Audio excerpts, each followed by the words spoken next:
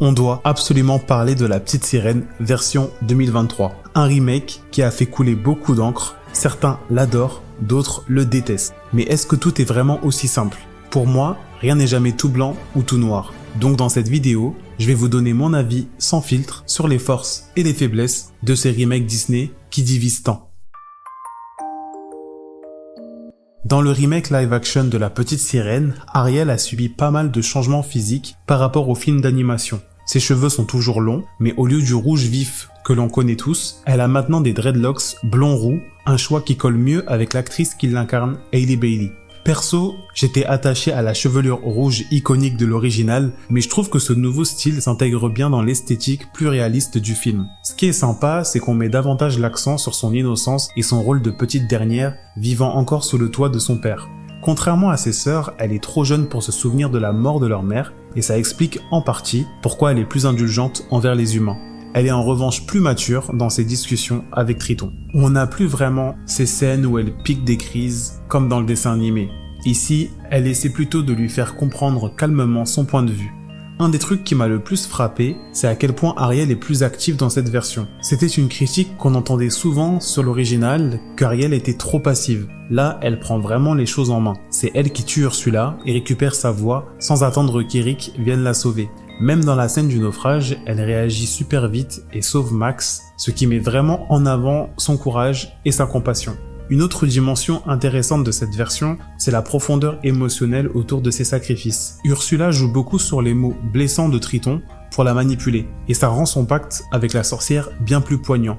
Dans l'original, on avait l'impression que tout tournait autour de son coup de foudre pour Eric, mais là, c'est plus complexe. Elle est tiraillée et 2 nouvelles chansons la première fois et une reprise de Partir là-bas montrent bien sa culpabilité et sa prise de conscience des conséquences de ses choix. Enfin, la relation entre Ariel et Eric est beaucoup plus développée. Ce n'est pas juste un coup de foudre basé sur une attraction physique, leur lien se construit vraiment autour de valeurs communes. Tous les deux sont des aventuriers dans l'âme, frustrés par les contraintes de leur vie royale, et ce désir de liberté les rapproche encore plus. Ce changement renforce l'idée qu'Ariel veut pas seulement être humaine pour Eric, mais aussi pour découvrir pleinement le monde des hommes.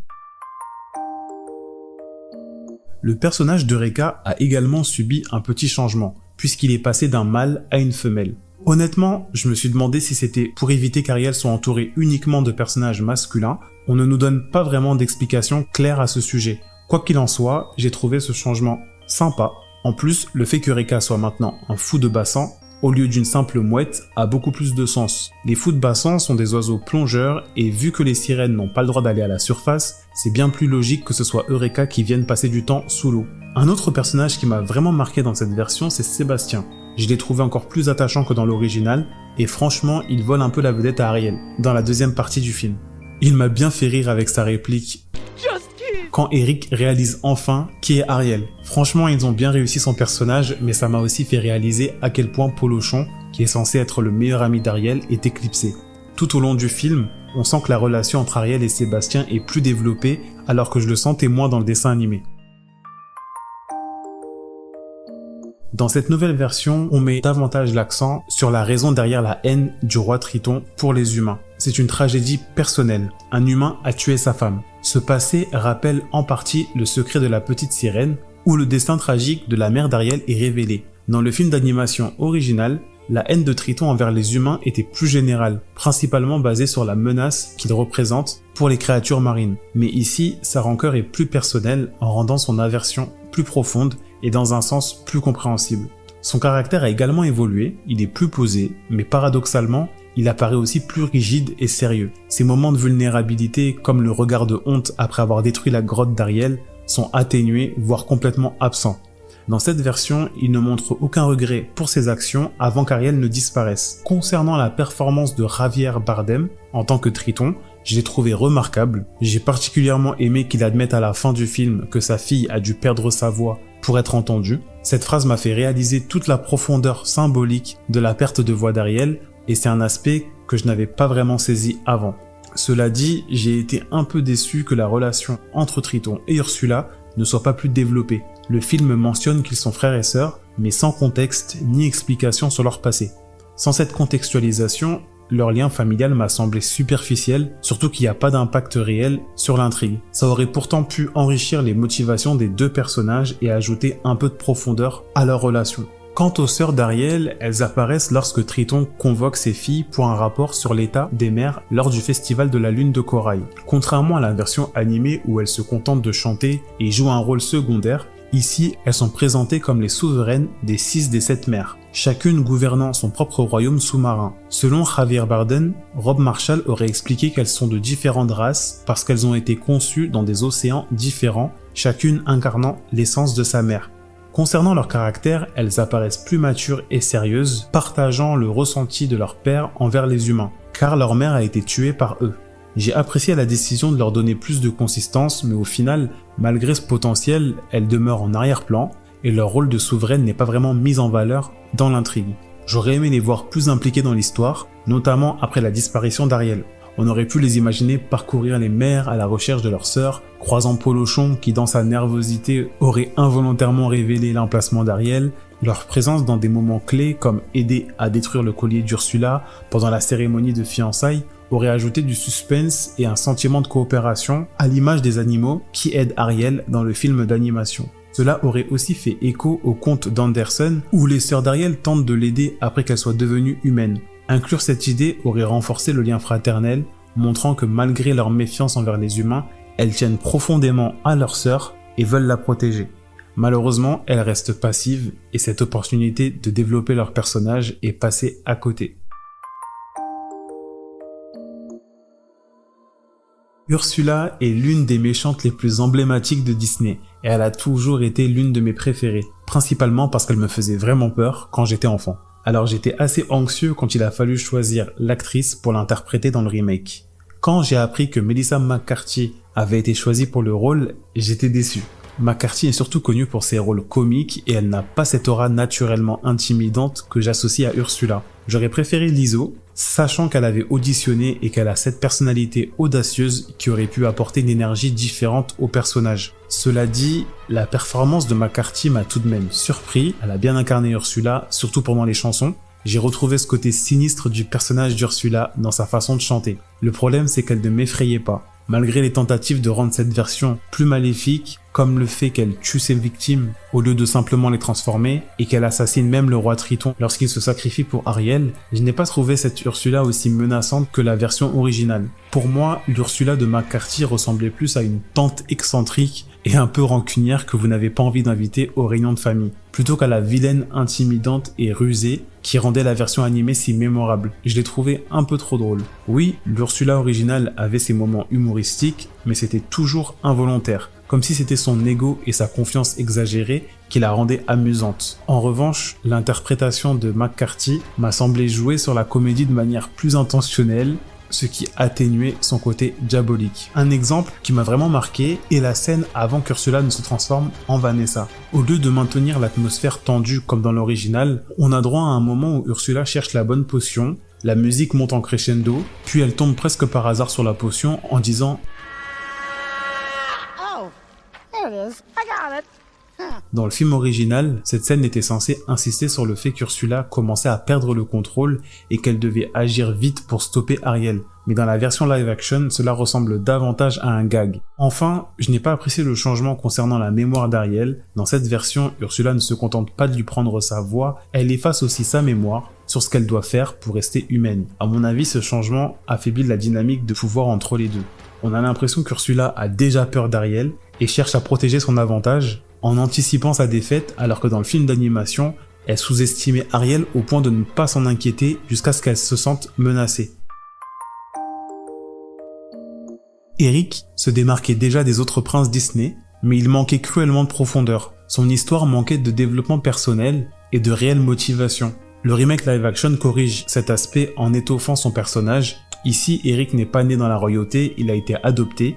On découvre qu'il partage avec Ariel des traits et des passions comme l'exploration et la collection de trésors issus de leur aventure. L'ajout de sa mère adoptive apporte également une nouvelle dimension à son personnage. Elle a un côté protecteur qui fait écho à l'attitude de Triton envers Ariel, ce qui crée un parallèle intéressant entre les deux familles. Sa peur pour la sécurité d'Eric, due à la mort de ses parents biologiques, accentue encore cette similitude. Comme Ariel, Eric est un explorateur dans l'âme et son bureau, rempli de souvenirs de voyage, rappelle la grotte d'Ariel, renforçant encore leurs points communs. Il y a un détail particulièrement mignon dans cette version, c'est la manière dont Eric découvre le nom d'Ariel. Au lieu que ce soit Sébastien qui le révèle, comme dans la version animée, Ariel utilise une constellation pour communiquer son nom. Quand Eric prononce d'abord Aries, Ariel le corrige doucement en posant son doigt sur ses lèvres pour qu'il devine son vrai nom. Sur le plan émotionnel, Eric est aussi mieux développé dans ce remake. Dans le film d'animation, quand il tombe sur le charme de Vanessa, qui est en réalité Ursula, il devient une sorte de marionnette obéissant à tous ses ordres, sans résistance. Mais dans le live action, même s'il est encore ensorcelé, Eric paraît plus désorienté qu'entièrement soumis. On sent qu'il perçoit que quelque chose cloche, ce qui le rend plus actif et à moitié conscient de ce qui se passe. Halle Bailey a été principalement choisie pour sa voix exceptionnelle. Et elle a vraiment tenu ses promesses dans chaque performance. Sa version de Partir là-bas est sublime, capturant à merveille la profondeur émotionnelle et le désir intense d'Ariel de découvrir un autre monde. Fait intéressant, elle chante également pendant Sous l'océan, ce qui montre à quel point Ariel apprécie sa vie sous-marine tout en aspirant à quelque chose de plus grand. La chanson de Vanessa n'a plus de paroles dans cette version, mais je la trouve quand même envoûtante et sinistre. Personnellement, j'ai beaucoup aimé les nouvelles chansons la première fois et la seconde reprise de Partir là-bas, qui s'intègrent très bien dans l'histoire. Ça renforce le parcours émotionnel d'Ariel, à tel point que j'aurais pu facilement imaginer ces morceaux dans le film d'animation original. Eric, lui aussi, a eu le droit à sa petite chanson. Comme Jasmine dans Aladdin, il n'avait pas de solo dans le film animé, alors ils lui en ont rajouté une. Même si j'ai apprécié l'intention de lui offrir une chanson pour exprimer son désir de retrouver Ariel, je dirais que c'est le morceau que j'ai le moins apprécié et que j'ai même trouvé un peu cringe par moment. En revanche, La Rumeur, le morceau rap de Reka, a divisé les spectateurs. Certains l'ont trouvé gênant, allant jusqu'à dire que cette chanson est la plus horrible du film. Bien que ce soit clairement pas le moment musical le plus fort, je l'ai trouvé plus supportable en version originale qu'en version française. De son côté, Melissa McCarthy a livré une performance plus que convaincante en tant qu'Ursula, notamment avec Pauvre âme en perdition. Même les sceptiques ont reconnu qu'elle avait brillamment interprété cette chanson emblématique. Le remake a également corrigé une incohérence assez controversée dans l'original, où l'on voyait Ariel signer le contrat d'Ursula en alphabet latin, ce qui était considéré comme une grosse erreur, car si la sirène peut écrire, comment se fait-il qu'elle n'ait pas pensé à écrire son histoire à Eric lorsqu'elle est sur Terre ? Le film a donc rectifié cette erreur, et ce n'est pas plus mal. Par contre, il y a un changement qui m'a pas plu, c'est le fait qu'ils aient supprimé la partie de la chanson d'Ursula, où elle parle du langage du corps et que les femmes devraient rester silencieuses pour séduire un homme. Ce changement est sûrement dû aux critiques de certains parents qui trouvaient que ces paroles renvoyaient un mauvais message pour les jeunes femmes. Je suis pas forcément d'accord, car on sait tous qu'Ursula est la méchante du film et qu'elle dit tout ça seulement pour manipuler Ariel. Le remake live-action de La Petite Sirène intègre très habilement plusieurs références au conte original de Hans Christian Andersen. Ariel monte à la surface uniquement pour l'anniversaire d'Eric, ce qui rappelle la tradition du conte d'Anderson où les sirènes ne peuvent sortir de l'eau qu'à l'âge de 15 ans. Au lieu de signer un contrat comme dans le film animé, Ariel donne une de ses écailles avec un peu de sang pour activer le sortilège. Cela fait écho à la version du conte où la sorcière utilise également du sang. La souffrance qu'éprouve Ariel lorsqu'elle marche, notamment à cause de ses chaussures trop serrées, rappelle la douleur intense décrite dans le conte original où chaque pas de la sirène était comparé à marcher sur des lames tranchantes. Il y a une scène du film où Eureka demande à Ariel quand elle compte tuer le prince. C'est un clin d'œil au moment où la sirène se voit offrir la possibilité de tuer le prince pour sauver sa propre vie dans le conte. En plus de ces hommages, les fans du film animé apprécieront le clin d'œil à Jodie Benson, la voix originale d'Ariel. Elle fait un caméo dans le rôle d'une vendeuse que rencontre Ariel sur le marché avec Eric, une jolie surprise pour les fans de longue date. Je dois dire que la fin du film m'a laissé un peu perplexe. J'avais déjà été spoilé par la novélisation qui révélait qu'Ariel prendrait la barre du navire pour vaincre Ursula dans le film. Lorsque j'ai finalement vu cette scène, je l'ai trouvée trop courte pour un film en live action. Dans l'original, ce n'était pas gênant, mais ici, j'aurais aimé quelque chose de plus épique avec plus de péripéties. De plus, Ursula est à peine visible, l'éclairage sombre rend son visage difficile à voir. Peut-être que c'était pour renforcer l'effet terrifiant, mais ça m'a tout de même laissé sur ma faim. D'un côté, j'apprécie l'idée qu'Ursula s'en prenne à Eric plutôt qu'à Ariel, cherchant à se venger après la mort accidentelle de ses anguilles bien-aimées. Cela force Ariel à ressentir la peur de perdre quelqu'un qu'elle aime, comme elle l'a fait subir à sa chère tante. Mais le problème, c'est qu'on retire à Eric son moment de bravoure. Dans l'original, son intervention contre Ursula était décisive, non seulement pour sauver Ariel, mais aussi pour changer la perception de Triton envers les humains. Ici, il devient presque spectateur et je trouve que c'est un peu dommage pour son personnage. D'un autre côté, je comprends pourquoi ce changement a été fait. Ça permet à Ariel de prendre en main sa destinée et de vaincre elle-même Ursula, surtout que c'est le personnage principal de l'histoire. Ce n'est pas en contradiction avec sa personnalité courageuse et aventureuse. Et d'ailleurs, ce changement existait déjà dans la comédie musicale, donc ce n'est pas totalement une surprise. Et soyons honnêtes, on nous montre bien avant dans le film qu'Ariel est une conductrice assez dangereuse, si vous voyez ce que je veux dire. Bref, je suis toujours mitigé sur la fin. Et vous, qu'en pensez-vous? Vous préférez la version originale, où Eric sauve sa dulcinée, ou bien vous trouvez que c'était à Ariel d'avoir le dernier mot face à Ursula? Dites-le moi en commentaire, vos avis m'intéressent.